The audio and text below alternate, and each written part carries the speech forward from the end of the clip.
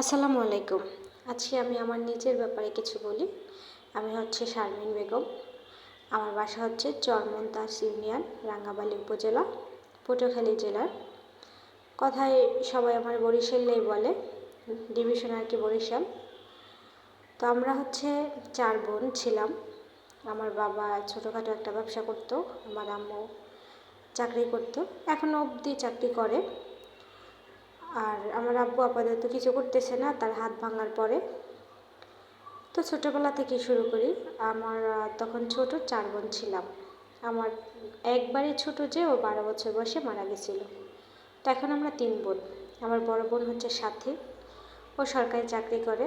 আমি মেজো, আমি কুমিল্লা ম্যারিস্টমে চাকরি করি। আর এখন যে ছোট ও হচ্ছে বিথি, ও ঢাকাতে ইডেন কলেজে পড়ে।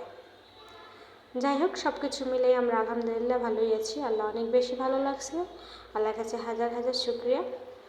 তো আজকে আমার একটা ভাই নেই, এটা নিয়ে আমি কখনো আফসোস করি নাই, কিন্তু এখন চিন্তা করতেছি বাবা মার জন্য, যে আমরা তো 3 বোনের বিয়ে হয়ে গেছে, যে যার মতো শ্বশুর বাড়ি বা এক একজন এক এক জায়গায়, কিন্তু তারা কই ঈদ করবে। তো ভাবতেছি এবছর ঈদে আমার সাথে কুমিল্লায় তাদের নিয়ে আসছি, আমরা সবাই একসাথে কুমিল্লা কাটাবো। তো আজকে সকালে তারা আমাদের বাসায় আসছে বেড়াইতে।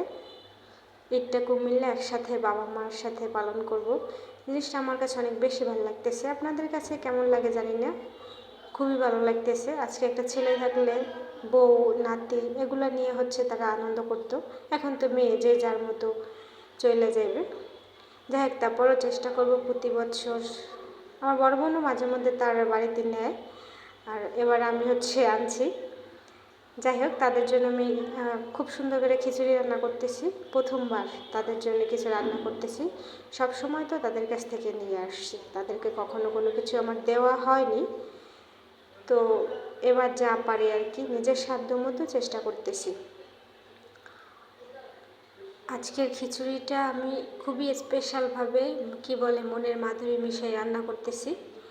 বরাবরই আমার হাতের খিচুড়ি আমার হাজব্যান্ড খুব পছন্দ করেন, কিন্তু আজকে বাবা মার জন্য খুব স্পেশালি আমি রান্না করতেছি। আমার খিচুড়িটা প্রায় শেষ। এখন আমি হচ্ছে উপরে একটু ঘি দিব বেশি পরিমাণে, সাথে হচ্ছে কিছু ধনিয়া পাতা দিয়ে 5 মিনিটের জন্য আরও রান্না করে নিব। 5 মিনিট পর মাশাল্লাহ, এটার যে কালারটা ছিল জাস্ট ওয়াও।